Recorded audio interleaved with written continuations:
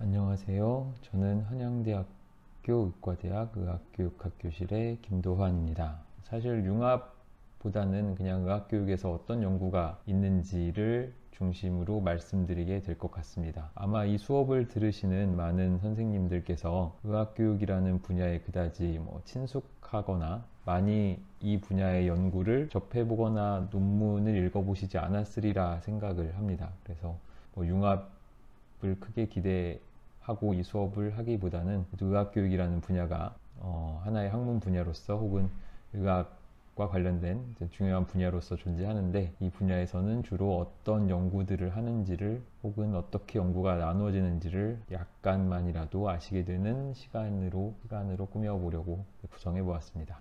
주로 이 강의를 만들면서 참고한 책은 이 Researching Medical Education이라는 책이고요. 크게 세 파트로 되어 있는데, 그 중에 오늘 수업은 챕터 1, 그래서 Exploring vs Measuring, 그래서 Qualitative and Quantitative Research의 차이를 알아보는 내용으로 주로 구성되어 있습니다. 아마 이 Qualitative Research와 Quantitative Research라는 단어조차도 생소하실 수 있겠다고 생각이 됩니다. Qualitative Research는 한글로는 질적 연구라고 하고요. Quantitative Research는 양적 연구라고 합니다. 그래서 아마도 선생님들께서 가장 많이 접하신, 그리고 아주 친숙할 것이라고 생각되는 대표적으로 RCT로 대변되는 그런 연구는 다 양적 연구에 속하고, 질적 연구는 차차 설명을 드리도록 하겠습니다. 아무튼 이번 수업에서는 이렇게 질적 연구와 양적 연구에 대해서 주로 비교를 하면서 설명을 드리게 될 것 같습니다.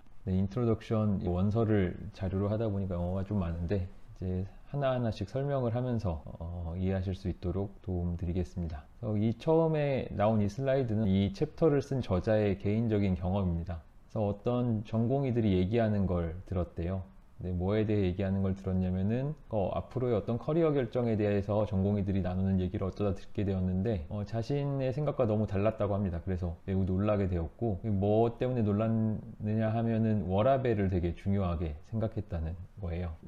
되게 당연해 보이기도 하는데 이 챕터의 저자에게는 꽤나 놀라운 일이었나 봅니다. 이 경험을 바탕으로 이 사람이 이제 논문을 좀 찾아보았네요. 찾아보면서 알게 된 게, 뭔가 의과대학생이나 전공의들의 커리어 결정을 하는데 영향을 미치는 몇 가지 팩터들을 알게 되었다고 합니다. 그런데 조금 더 이것들에 대해서 탐색해보고 싶었던 거죠. 그래서 이 챕터의 저자는 몇몇 전공의를 대상으로 전화 인터뷰를 해서 조금 더 많은 number of factors, 그러니까 조금 더 많은 커리어 결정에 관련된 요인들을 알게 되었다고 기술하고 있습니다. 근데 이렇게 인터뷰를 통해서 예를 들면 한 10명에서 20명 정도의 전공의를 인터뷰해서 팩터를 찾아냈다고 치죠. 하지만 이게 전체 전공의의 의견일지는 더 알아봐야 될 문제였기 때문에 이 중에 뭐가 가장 중요한지를 알아보기 위해서 설문지를 개발했다고 합니다. 그 다음에 이것을 모든 의대생들과 모든 전공의들에게 전국적으로 뿌려서 이 설문 결과를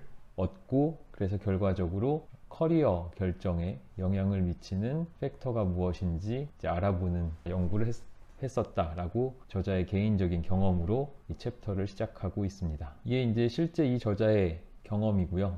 그래서 이것을 보면은 몇 가지 양적 연구와 질적 연구의 차이가 무엇인지를 이 앞에 이 짧은 이야기가 드러내주고 있습니다. 그리고 이 둘이 상호 보완적이라는 것도 보여주고 있습니다. 양적 연구와 질적 연구의 차이를 얘기할 때 흔히 어떻게 자료가 수집되는지에 대해서만 차이가 있다라고 생각하고는 합니다. 예를 들면은 아까 방금 보신 것처럼 양적 연구는 설문으로, 질적 연구는 면담, 즉 인터뷰로 모아지는 차이가 있겠거니 라고 쉽게 생각할 수 있는데, 이런 연구 방법이란 것은 결국 도구고, 이 도구는 방법론에 해당하는 것입니다. 그런데 이러한 단순히 방법론적 차이뿐만 아니라 양적 연구와 질적 연구는 아주 다른 근본적인 가정을 하고 있습니다. 그 근본적인 가정의 차이는 세계를 어떻게 바라보고 있고, 과학이란 것은 어떤 방식으로 이루어져야 하며, 어떤 정당한 문제와 해결책과 증거에 대한 기준은 어떻게 되어야 하는지에 대해서 양적 연구와 질적 연구는 꽤나 다른 관점을 가지고 있습니다. 그러니까 그러니까 단순히 어떻게 자료를 수집할 것인가, 무슨 자료를 수집할 것인가의 차이에 국한되는 게 아니라는 뜻입니다. 그래서 양적 연구와 퀀티터티브라고 하는 양적 연구와 퀄리터티브라고 하는 질적 연구에서의 주로 사용되는 단어들의 차이를 보면 아마 이 왼쪽에 있는 단어들은 선생님들께 아주 익숙한 논문을 몇 편만 보셨다면 아주 많이 봤을 단어들이죠. 뭐 컨트롤, mean, RCT, p-value, ANOVA, cohort, regression, statistics, hypothesis, t-test, correlation, causality, frequency 뭐 이런 것들이 experiment도 그렇고요. 양적 연구에서 가장 흔하게 등장하는 단어들이죠. 반대로 이 오른쪽에 있는 단어들은 꽤나 생소하실 것으로 생각이 됩니다. 이 단어들은 질적 연구에서 관련이 있고 많이 등장하는 단어들입니다. 하나하나 설명을 드리기엔 너무 이야기가 길어질 것 같고, 이렇게 뭔가 차이가 있는 두 가지의 분야가 있구나. 양적 연구라는 것은 질적 연구와 근원적으로 다른 가정과 관점을 가지고 있는 연구의 한 분야 정도를 이해해 주시면 되겠습니다. 그래서 양적 연구나 질적 연구 방법에 대해서 이야기를 할 때 몇 가지 차이가 상호 연관된 assumption, 상호 연관된 일군의 가정에 대한 차이가 존재하는데, 철학적인 가정, 이데올로기적인 가정, 그리고 인식론적 가정 등에 있어서 차이가 있습니다.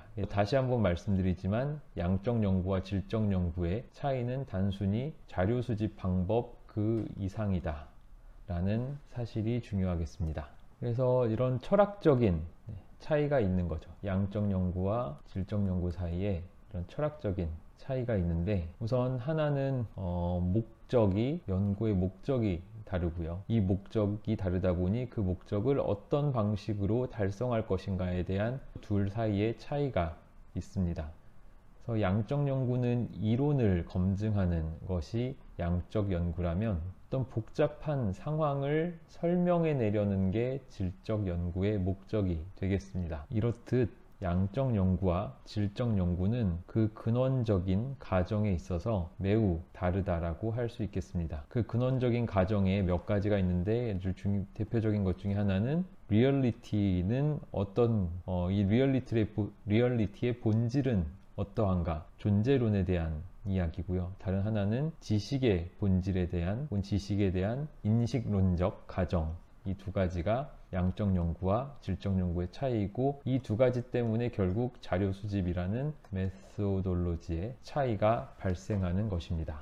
그럼 먼저 조금 더 여러분들께 친숙할 양적 연구의 철학을 한번 살펴보겠습니다. 무수한 양적 연구 논문을 읽으시면서도 양적 연구의 철학에 대해서, 양적 연구, 철학이라고 하니까 너무 거창해 보이지만 양적 연구가 가지고 있는 근본적인 패러다임이나 가정이 무엇인지 에 대해서 생각해 보신 적은 아마 그렇지 많지 않으실 수도 있을 것 같습니다. 그래서 조금 설명을 드리면 다음과 같습니다. 양적 연구는 원래 태초에 이런 포지티비스트, 실증주의적 패러다임으로부터 출발했습니다. 이 패러다임의 어떤 전제라고 할 수 있는 것은 지식의 목적은 우리가 경험하는 어떤 현상을 묘사하는 것이고, 따라서 이 현상이란 것은 관찰할 수 있고 측정할 수 있다. 다르게 말하면 실증주의의 핵심은 이 객관성, 오브젝티비티에 있습니다.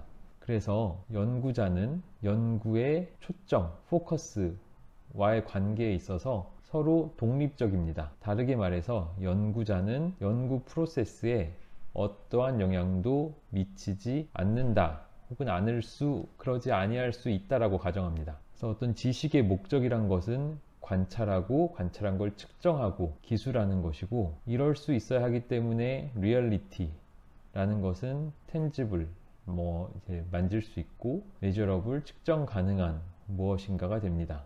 뭔가 tangible 하지 않거나 measurable 하지 않은 것, 그러니까 그것을 넘어서는 무언가에 대해서 안다는 것은 불가능하다고 생각합니다. 실증주의적 관점에서 과학은 진실에 도달하기 위한 방법이었고, 세계를 충분하게 잘 이해해서 이 세계를 예측하고 통제하기 위한 그런 특징이 있었습니다.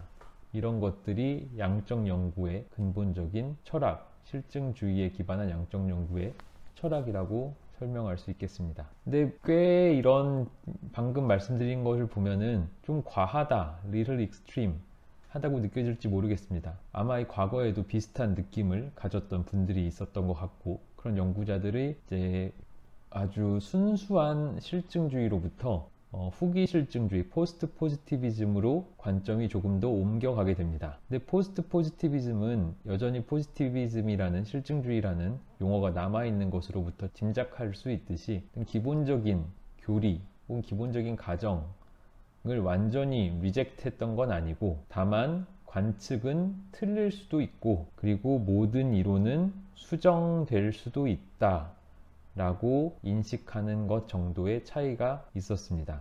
또한 포스트 포지티비즘은 연구자가 가지고 있는 이론과 배경과 지식 등이 연구자의 관찰에 영향을 줄 수 있다 라는 것을 인정했다는 것에 차이가 있습니다. 그러니까 순수한 포지티비스트는 연구자는 절대로 어떤 관측에 영향을 주지 않을 수 있다라는 관점인 반면, 포스트 포지티비즘에서는 이거보다는 한 발짝 물러난 거죠. 그래서 연구자가 가지고 있는 어떤 이론이나 배경이 영향을 미칠 수도 있다 라고 보았다는 것입니다.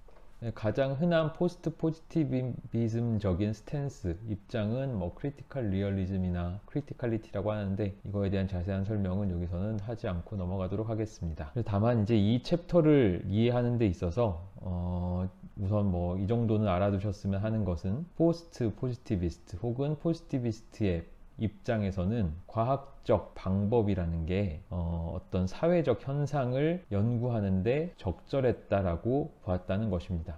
그러니까 뭔가 배운다, 학습이라는 사회적 현상이 있을 때, 이 학습이라는 사회적 현상을 연구하는 데에도 자연과학이 사용하는 그런 과학적 방법을 사용하면 적절하게 연구할 수 있다라고 보았다는 것이죠. 하지만 꼭 이렇지는 않을 수도 있겠습니다. 앞서 말씀드린 실증주의 중심의 양적 연구의 어떤 패러다임과 달리 퀄리터티브 리서치, 질적 연구의 패러다임은 그 전제가 서브젝티비티에 있습니다.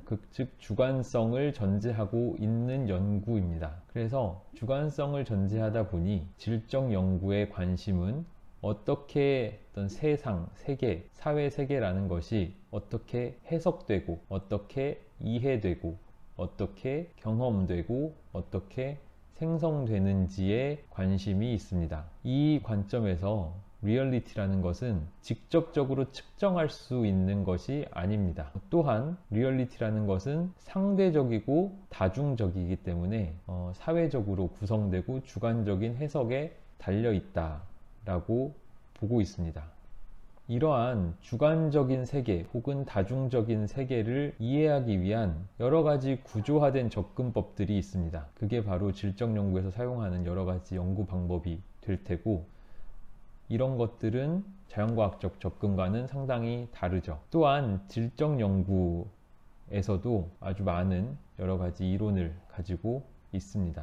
그래서 이 이론을 바탕으로 연구자들은 어떤 아주 복잡한 문제나 사회적 이슈를 바라보게 되는 것입니다. 그럼 이러한 양적 연구와 질적 연구의 차이가 어떤 의미를 실질적으로 갖느냐라고 보면, 아주 포괄적으로 말해서 양적 연구는 가설 검증과 확인을 하는 연구입니다. 아마 여러분들이 읽어보셨던 혹은 접하고 계신 혹은 지금 하고 계신 연구의 대부분은 이쪽에 속할 것이라고 생각합니다. 이론을 만든 다음에 이론을 검증하고 이론을 확인하는 연구를 하는 것이 양적 연구라면, 질적 연구에서는 가설을 검증하는 게 아니라 가설을 생성하는 것이 연구의 목적이자 연구의 주제가 됩니다. 이것을 조금 더 확장한다면 양적 연구는 연역적이라고 할 수 있고, 그래서 어떤 이론에서부터 구체적인 사실을 연역적으로 뻗어나가서 이 이론이 과연 이 구체적인 사실에 적용되는가를 발리데이션 할 수 있는 거죠. 그러기 위해서는 어떤 실험을 해야 되고, 결과는 숫자로 나오게 됩니다. 이때 이론이란 것은, 즉 이때라고 하면 양적 연구에서 이론이란 것은 가설을 유도하기 위한 어떤 것이 됩니다. 당연히 이 가설이란 것은 어떤 사실이나 현상을 설명하는 임시적인 설명이 되겠습니다. 그래서 이미 친숙하시겠지만 가설이란 것은 아주 많은 경우에 if, then 만약 이렇다면 이러저러할 것이다 라는 명제로서 존재합니다. 예를 들어 만약에 우리가 손 씻기를 가르친다면 그러면 감염이 낮아질 것이다 라는 이런 가설을 검증해 볼 수 있겠습니다. 그래서 이 가설이란 것은 언제나 임시적인 것이고, 그래서 자료의 데이터에 따라서 이 가설은 리젝트 될 수 있는 것이죠. 이러한 방식으로 양적 연구에서는 이론이 문제를 결정합니다. 즉 연구자는 이론으로부터 귀납적으로 구체적인 사실로 이동해 나가게 되는 것이고, 이론으로부터 가설을 만들고, 이 가설이란 것은 보통 if then이라고 한 것처럼 인과관계에 대한 연결을 설명하는 어떤 문장이 되겠지요. 이와 달리 질적 연구에서의 이론은 귀납적인 특성이 있습니다. 이는 ground up 방식으로, 혹은 다르게 말하면 일종의 bottom up 방식으로 구체적인 사실들, 개별 사실들로부터 이 개별 사실들을 묶어내는 설명을 bottom up 형식으로 만들어낸다는 뜻입니다. 그래서 귀납적 추론이란 것은 구체적인 관측과 측정으로부터 시작을 해서 이것들의 패턴과 규칙성을 찾아내고, 그래서 어떤 임시적인 가설을 만들어내기도 하고요. 그래서 이 여러 가지 구체적인 사실로부터 어떤 일종의 general conclusion 혹은 이론을 만들어내는, 유도해내는, 그것이 질적 연구의 특징이라고 할 수 있겠습니다.